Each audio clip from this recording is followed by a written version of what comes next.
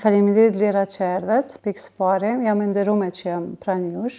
Po, Vlera, kjo ide ka nisë para 10 viteve. Do thotë, unë jam master e shkencave ekonomike me profesion, do thotë po ashtu edhe fakultetin e gjuhës angleze, ndërsa shkrimin e kam pas gjithmonë si pasion. 15 vite kam pas përvojë pune të ndryshme në tregun kosovar, duke përfshi pozita menaxheriale dhe udhëheqëse. Në momentin që unë jam bënë për herën e parë, automatikisht unë ka ndryshu mënyrat menduarit, stili jetesës, për shkak se kam dashur me u përkushtu më shumë rritjes fëmijët, dhe kështu që unë e mendova që duhet bëj krejt diçka tjetër në mënyrë që ta ndaj mësinë edhe karrierën, të bëja shkëputjen mes këtyre dyave. Deshti Zoti unë u gjinda shumë mirë, do thotë fillova me një ide të shkruaj libra të personalizuar për fëmijë, por jo vetëm, shkruaj edhe për të rritur, por që fokusi im 95% është tek fëmijët për shkak se aty ndihem mirë, aty jam vetvetja dhe e di se si të shkruaj. Kështu që unë fillova thjesht me idenë nga nipi e Maroni, edhe libri im i parë titullohet Aroni dhe Kafshët, i cili pat si kërkesë të thjesht a ma shkru një libër, për shkak se sa herë që ne kujdeseshim për të, ai kërkonte gjithmonë tregime. E kishim mësu që prej i vogël kur ishte ti lexoni, dhe shpesh kur nuk kishim libra aty, unë ose nana ime ose motra ime shpiknim tregime të ndryshme, kështu që ai tha, pse nuk ma shkruan mu një libër timin, për shkak se i donte kafshët, qysh i vogël, moshë të vogël kishte kafshë të ndryshme në shtëpi.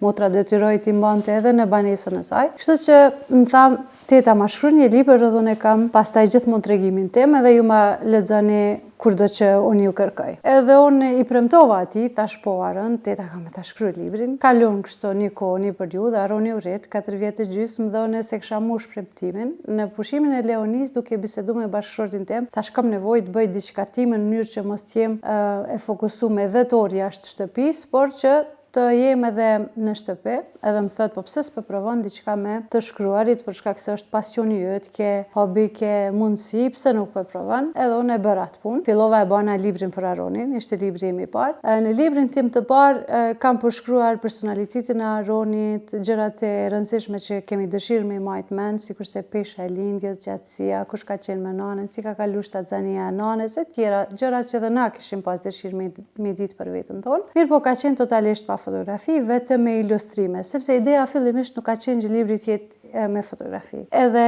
doli shumë mirë, unë i mora të gjitha sekretet nga motra ime, si kishte tregu askujt, dhe kur ja lexonim ne pastaj, mënyra se si reagoi ai, te unë ishte një farë testi që thash, okay, kjo është ajo shenja që unë kam prit, për shkak se momentin që fëmiu e merr historinë e tij ose vetëm e ndëgjon, pavarësisht çfarë moshe ka atë ndjenjen sikur po flet për dikën tjetër. Do thotë i duket edhe më interesante vetja e tij, i ngjall edhe më shumë emocion edhe më shumë imagjinat, edhe kështu që thash, kjo që ka një ide shumë e mirë. Kështu që fillova unë, paraqitjet e mia mediatike filluan me njëherë, posa unë hapa një faqe në Facebook, e emërtova libra nga Rema për shkak se dëshiroja që të krijoj një brand i tillë, në mënyrë që njerëzit më njoftë edhe përmes brandit që është bë. Filluan të gjitha mediat më interesu, ishte diçka shumë e re në treg ose pa njohur fare. Kështu që viti i parë komplet më shkoi duke u sensibilizuar me njerëzit, duke edukuar se çfarë është libri, duke ju treguar se dhuratat për fëmijë më të çmueshme janë nëse ju dhurojmë historinë e tyre sesa dhuratat që po i dhurojmë fatkeqësisht edhe tash. Kështu që do thotë viti i parë ishte sensibilizim. Përkrajen më të madhe kam pas nga shoqëria dhe familja ime, për shkak se njerëzit filluan që të flisnin njëri me tjetrin, a ke pa që Rema po shkruan libra, hajde të porosisim për mesën. Do thotë të gjitha këto shkuan si porosi të menjëhershme, saqë unë më nuk kisha mundësi edhe me shkrujt. Do thotë, po çfarë që u bë porosi e madhe të njëjtën kohë, saqë unë e kisha atë kohën që thoja nuk po mundem më. Kështu që çështo filloi, doli shumë mirë, ndryshun kërkesat, shumë njerëz të cilët kërkonin kur ju tregoja që s'ka fotografi, ata thonin, okay, libri i fëmijës tim dua që të jetë me fotografi. Kështu që do thotë fillun hynë edhe fotografit, prej fotografisë të parë, fotografit me prindrit, fotografit me antarët e tjerë të familjes, pastaj fotografia e 1 vjeçarit, varet çfarë moshe ka fëmiu, dëshirat, pasionet, ka fëmijë që është moshë madhore, e din çfarë profesioni don, për shembull ka fëmijë që prindrit e dërgojnë në kurse aktivitete të ndryshme edhe dëshirojnë përmes librit tim me motivu, m'ia trasu një rrugë që shmërihet drejt suksesit. Kështu që krejt ky një gërshitim, edhe doli diçka shumë e bukur që tash edhe 10 vite po funksionon. funksionon shumë mirë,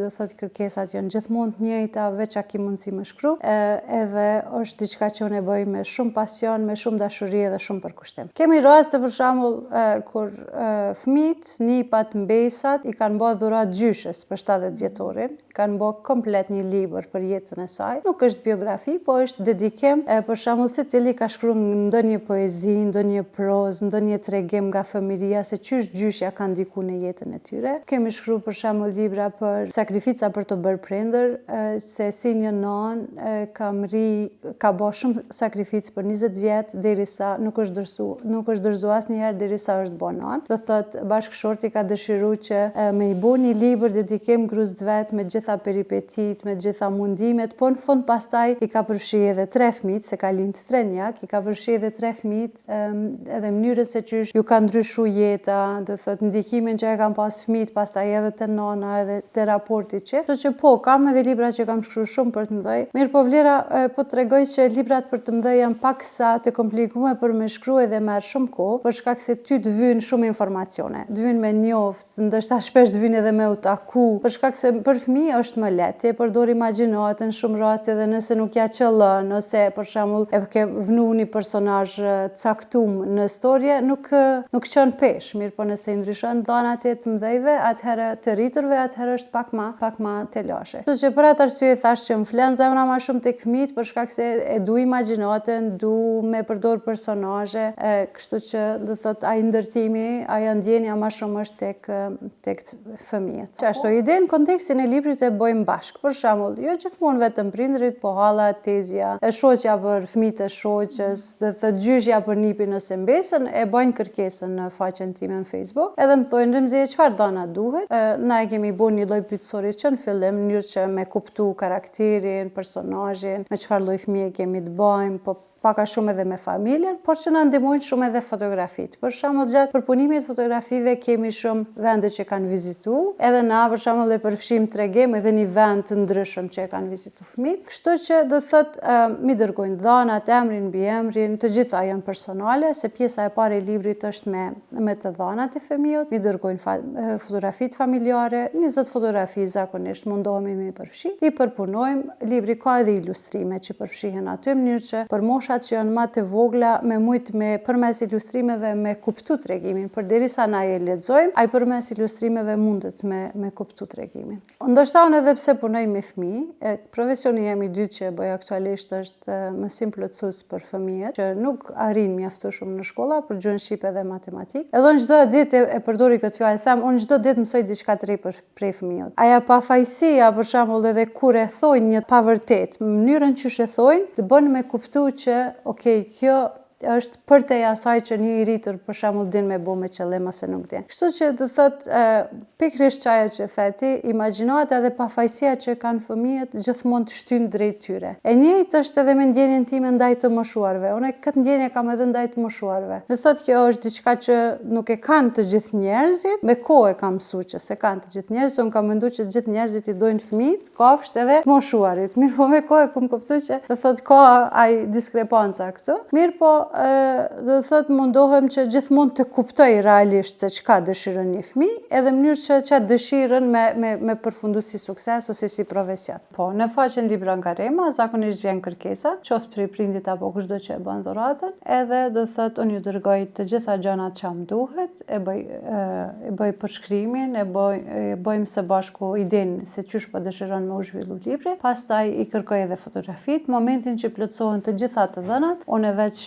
filloj me punu librin. E mira kësaj pune për shkak është se na jemi në kontakt të vazhdueshëm përderisa punojmë librin, për shembull gjatë asaj një jave kohë që kërkoj, zakonisht kërkoj një javë kohë. Do thotë unë gjatë kohës me pas edhe pyetje të tjera, jemi në kontakt, ka raste kur ende pa pranuar përmes postës, më kërkojnë fotografi.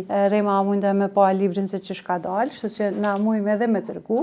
Momentin që realizohet, unë i propozoj titujt për librin, i them këtij tregimi i shkojnë këta lloj tituj. shpaloj. Kushdo që ka bë kërkesën e vendos vet titullin, po ashtu edhe fotografinë e parë se çish dëshiron me u do kopertina, edhe e nisim përmes postës në adresën që dëshiron me pranu. Zakonisht momentin që e dërgojmë, unë ju shkruaj, do thot libri është në post, e pranoni në orën kaq dhe ju kërkoj që me ma dhoni një vlerësim, një mendim se çysh ju ka duk, çysh e kanë prit fëmijët. Mund të them me krenari, hiq pa modesti, 99% të rasteve të komenteve janë shumë të mira, shumë pozitive, njerëzit e vlerësojnë. Kjo më bën muni edhe shumë ma mirë, shumë krenare, për shkak se kom arrit tek njerëzit që e çmojnë librin edhe e dinë vlerën e lexuarit. Ne vërtet. Po, në mesazh do doja që të mundohemi të bëjmë dhurata që lënë gjurmë. Do thotë dhurata që i çmojmë gjatë, edhe një fëmijë që merr një dhuratë të tillë kur i ka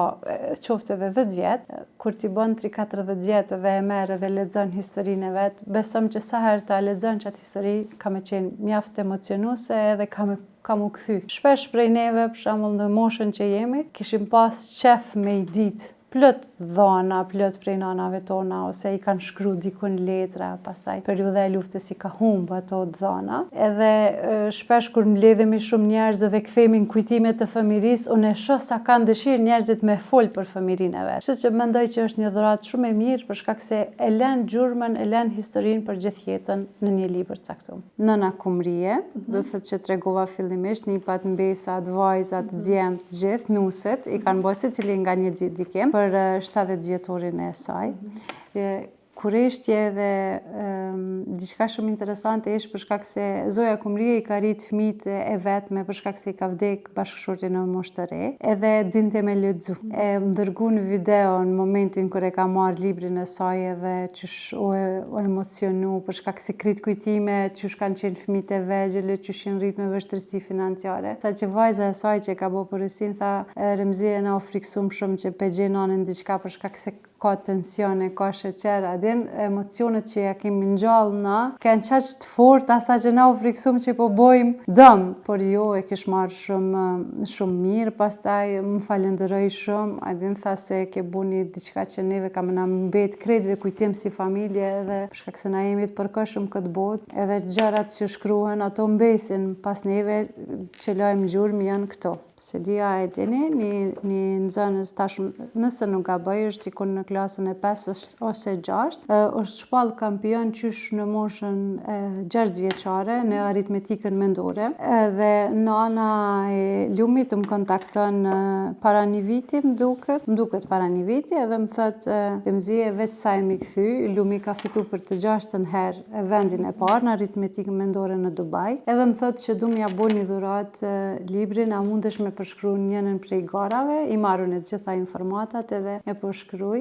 Ka qenë shumë ndjenjë mirë kur shkova, unë m'ja dërzu se shkova vetë, m'ja dërzu librin edhe takova me Lumin. Një fëmijë shumë i mirë, me energji shumë të mirë, pozitivitet shumë i madh.